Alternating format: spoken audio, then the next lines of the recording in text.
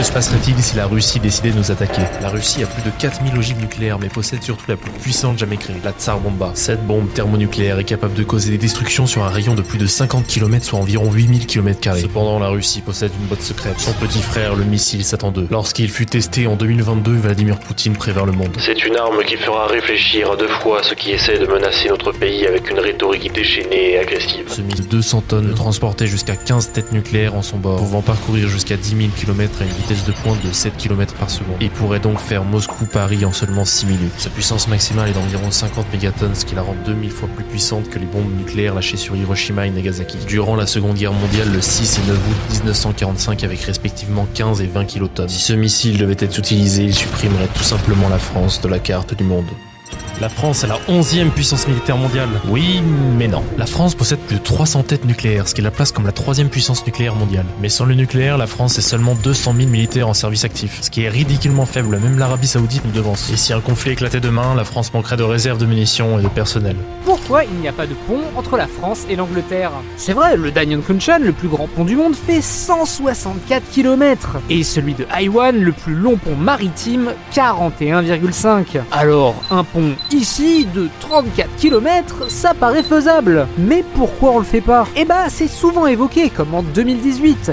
Mais on peut se demander si c'est nécessaire vu qu'on a déjà un tunnel, si écologiquement, économiquement et politiquement c'est ok, mais surtout si c'est faisable techniquement, car la Manche est profonde de 70 mètres par endroit et un important lieu de passage du transport maritime. Mais on peut également penser au pont entre la Sicile et l'Italie qui est un souhait de longue date, mais qui n'est toujours pas commencé, notamment à cause des vents et des risques sismiques. Bref, des ponts qui n'existent pas, il y en a plein, mais il ne faut jamais dire jamais, comme pour le pont ou tunnel entre le Maroc et l'Espagne, qui disparaît puis renaît au gré des découvertes techniques ou des relations entre les deux pays. Vous êtes-vous déjà demandé pourquoi il n'existe aucun pont entre l'Europe et l'Afrique? La distance entre l'Espagne et le Maroc n'est que de 14 km, séparée par le détroit de Gibraltar. À première vue, cela ne semble pas insurmontable, surtout quand on pense à d'autres projets déjà réalisés, comme le tunnel sous la Manche long de 50 km reliant le Royaume-Uni à la France, ou encore le plus long pont du monde, qui s'étend sur 165 km en Chine. Alors, pourquoi aucun lien n'existe entre les deux continents? Le problème, c'est que le détroit de Gibraltar est extrêmement profond, jusqu'à 900 mètres, et les courants sous-marins y sont particulièrement puissants, rendant toute construction très complexe. Cette profondeur pose aussi problème pour un tunnel. Le fond marin est constitué de roches dures, ce qui complique considérablement le forage.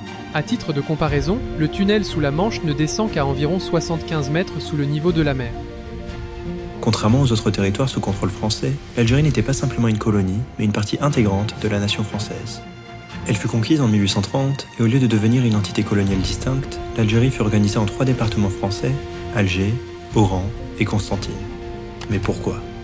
La France voyait en Algérie non seulement une terre d'une richesse agricole potentielle immense, mais également un territoire stratégiquement crucial, lisait le territoire par la culture du vin et d'autres entreprises agricoles.